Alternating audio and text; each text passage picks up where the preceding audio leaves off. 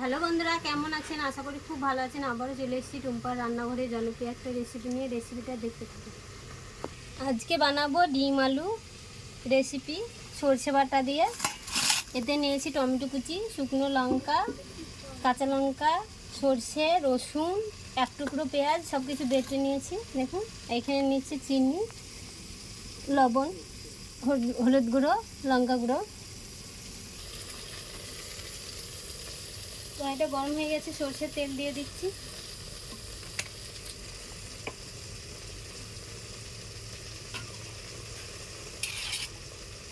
প্রথমে ডিমগুলো ভেজে নেব।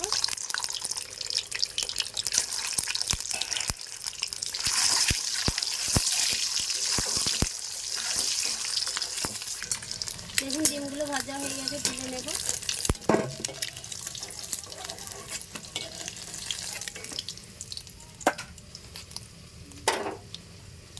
দিয়ে দেবো আলু,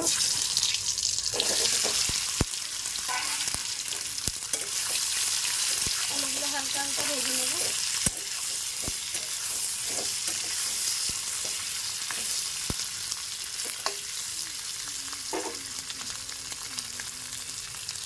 মশলাগুলো দিয়ে দেবো, খুব ভালো কষিয়ে নেব।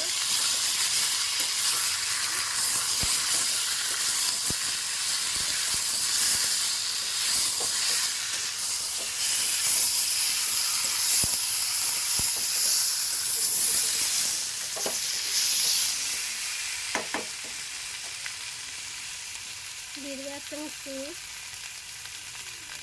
হলুদ গুঁড়ো,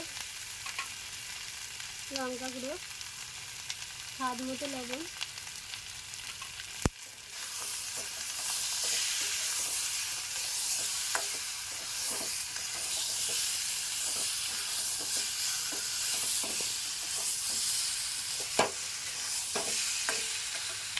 পাঁচ থেকে 10 মিনিট কষানো হবে।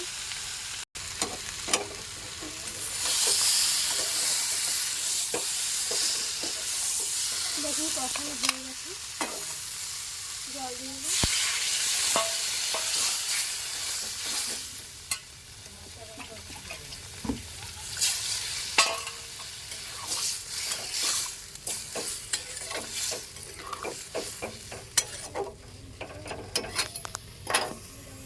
এর মধ্যে ডিমটা দিয়ে দেবো।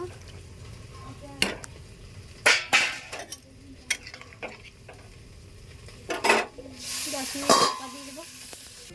এই দেখুন, হয়ে গেছে, কত সুন্দর